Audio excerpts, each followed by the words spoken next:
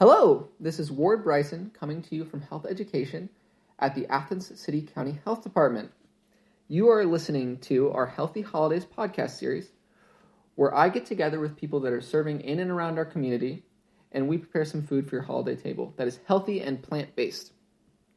Today is our 6th episode, and it is our tofu episode, although we have had tofu featured in some episodes previously. I am joined today by Abigail Hearne, a service member that is serving with CFI. Abby, can you introduce yourself? Hi, everyone. Yes, my name is Abigail Hearne, and I'm the Garden Education Coordinator at CFI, also known as Community Food Initiatives in Athens. And we basically kind of teach younger students about garden education and also food education. So what types of food they're growing in their garden and maybe how it's good for them too. I would say that's the basis of what we do. Yeah, and we actually had Rhea on for 2 episodes previously, so the audience has hopefully got an idea of other things that CFI gets involved in. They know the whole gamut that you all do. Cool. Yeah. I've actually gotten to participate in some of the Sprouts classes that Abigail puts on, and it's really great to sit down with the kids, watch them learning about vegetables and plants and the water cycle and how things grow and work together. It's really cool. And they really like it, I think. They do. They really do. And they catch on so quick. I think what really kind of grabs them is also the art activities that we do with the lessons. So they have hands-on learning with basic concepts of how plants grow and how their food's good for them overall. And so they get psyched about carrots, and they go home and they tell their parents that they want to grow kale, which is kind of crazy for first graders to be interested in those types of things. Yeah, and it primes them for the rest of their lives to be familiar with that, to want that, and to really try those things, I think. I think so. That's the goal. Great. What we have made today are 2 desserts, actually, 2 tofu desserts. We really tried to go in a direction that maybe some people wouldn't expect, but maybe they would after our pumpkin episode where that tofu pumpkin pie turned out amazing. One of the desserts today is a cheesecake, very much along the same vein as our pumpkin pie, although we ran into quite a few less difficulties with this cheesecake, I would say. And the other one is dessert/beverage, eggnog, the classic holiday beverage. While there are lots of eggnog alternatives out there on the market, I think you should give this specific recipe a try because it really shocked me. So, I'll go with the recipes. The cheesecake, first thing you want to do is you want to make your crust. And so the ingredients for your crust is 1 cup of pitted dates soaked in warm water for 10 minutes, then drained, and 1 cup of raw walnuts or almonds. We used walnuts. I'm kind of partial to walnuts in general over almonds. And to make the crust, you're going to add your dates to a food processor and blend until small bits remain and it forms into a ball. Then you remove that and set aside. Next, you add your nuts and you process that into a meal. Add the dates back in and blend until kind of a loose dough forms. It should stick together when you squeeze a bit between your fingers. And then if it's too dry, you can just add some more dates. If it's too wet, you can add some more of the nut meal. In terms of our filling for the cheesecake, all you're going to do is, in a food processor or a blender, combine 1 pound of Japanese-style firm silken tofu. And you can find that at Kroger, Kindred, the pharmacy. And then you combine that with 1 tablespoon of cornstarch dissolved in 2 tablespoons of soy milk or rice milk. We used rice milk so as not to double up on the kind of the soy aspect of this dish, and I think it worked out really well. So once you have those 2 things made, you're going to want to put your crust into a standard muffin tin with 12 little muffin slots, and you press that in the way you would cheesecake to get a little crust on the sides of each thing. Our recipe instructed that we use a glass, although that was really the one major difficulty that the 2 of us ran into today. We both tried it. It didn't stick at all. Right, Abby? Yeah, the glass was not the way to go. So we just worked in with our fingers, and it went quickly enough, and it worked pretty well. So you do that into a greased muffin tin. You build your crust in, and then you just pour in your filling mixture that you've blended. Once you've done that, you bake at 350 degrees Fahrenheit for 30 minutes. Or really for us, I didn't even get to 30 minutes. It was more like 15, 17 minutes. And we realized the top was already pretty brown. Unlike a normal cheesecake, there's no dairy in this. There's no eggs or anything like that. So there's no need to like be very careful with cooking when you're just eating tofu and rice milk, you know? So we just made sure the top had browned, and we took it out significantly early.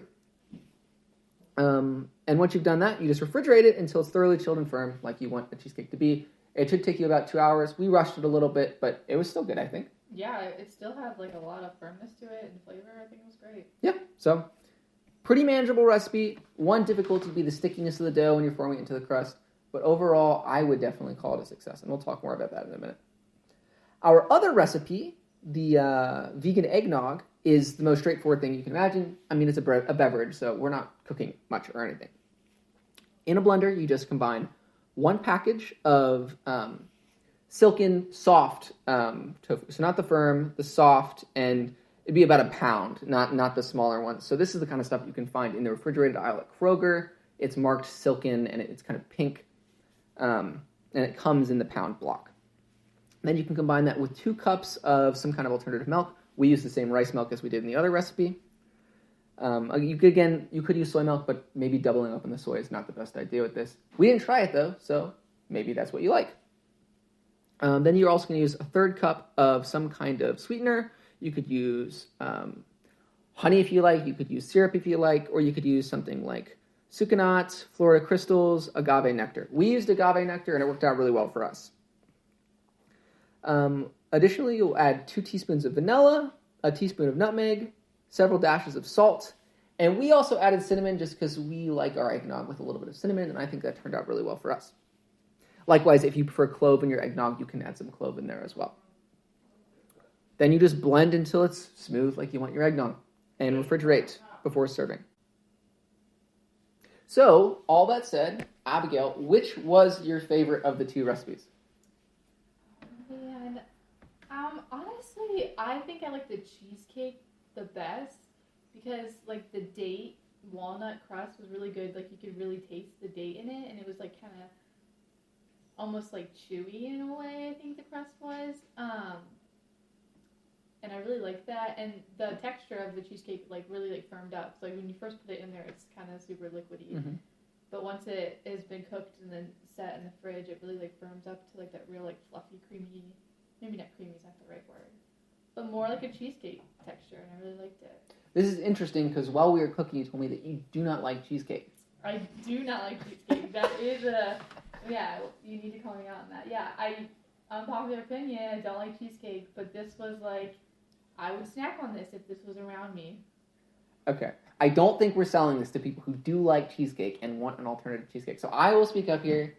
I'm not huge on cheesecake, but I think it's good. I think it's enjoyable. Likewise, I think that this was a good cheesecake replacement. It hit all the same kind of textural spots for me. That the nut date crust was very good, very sweet, especially because we didn't add too much sweetener to this at all. So it's not an overly sweet dessert at all, unless you add a topping, which you should.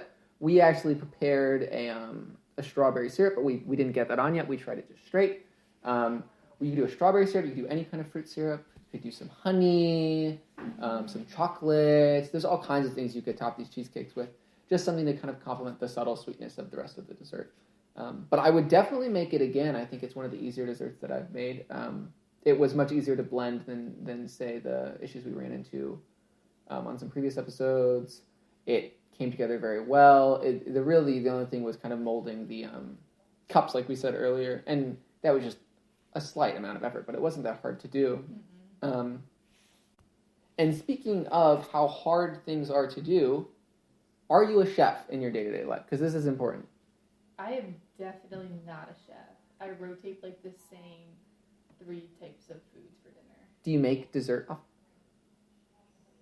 No, my dessert is eating ice cream out of the carton. Okay, so ice cream. Do you cook with tofu often? That is a good question, because I try to, but it seems like every time I try to cook with it, I burn it. Yeah, so it's usually a failure. But it's the firm tofu. It's not what we use today. It's not the silken No, it's definitely not what we use today. I was very interested in what we use today. Okay. Do you think you'd be interested in trying like other dessert recipes or something like that using the silken tofu? Yeah, considering how easy it is, like if my dinner is already just cooking, I can like whip up a dessert in the meantime and then throw it in the fridge and then enjoy it afterwards. That's like entirely doable. Yeah, it's super interesting to me that whereas you can use dairy and all these other things to like form a colloid and like get like a pie to hold together or do all these things, like tofu already has that consistency, and if you just put it in something, it gets you to where you want to go.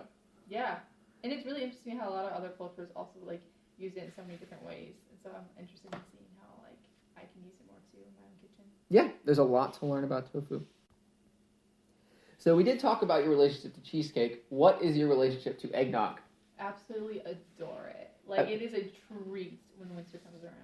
Okay, so did this hit the spot like eggnog does? It surprisingly did, and I had like high standards for it because I was like, eggnog is eggnog, and I feel like it's really hard to replicate. But this, the texture was on point, and at first, like you could taste like the soy a little bit, but then like the spices came in, and it tasted, I would say, pretty dang close. So normally I would say it is a decent replacement. I am an eggnog purist. I do think that if you're drinking milk, you might not want to go this route. But in terms of a healthier dish, in terms of an eggnog replacement, as someone that doesn't drink dairy anymore, this is the best thing that I've had, honestly. And I have combed store shelves for almond nog, soy nog, oat nog, just every single thing you can find. And this really, I think texturally, that is the specific point, is this really does have that thick, kind of creamy texture that eggnog has, all thanks to the soy, the tofu in there. And I don't think that if you're just buying it or some other like kind of almond milk recipe or something would really capture that. The tofu block is very essential to that. Well, it has been great having you, Abigail, to talk about eggnog. We have had a great time making it, I think. Yeah. We did make a bit of a mess, but we cleaned as we went for the first time in this podcast series, so I do think I'll have a better time after recording. Thank you, Abigail, for pushing that along. No problem. So, we are going to finish the rest of our dessert actually tonight. I'm very excited to eat it. Try a bunch of different toppings, actually. We might do maybe a pineapple syrup in addition to the strawberry syrup. We don't know yet. Maybe honey. So that's the thing with cheesecake. Like, I feel like it's naturally bland, so I'm really excited to like have the toppings that we're going to put on it. So Me we'll too. See. We will see. In terms of our viewership, we are so happy that you've tuned in. Unfortunately, this is our last episode of our Healthy Holidays series. Now we just hope you have some healthy holidays.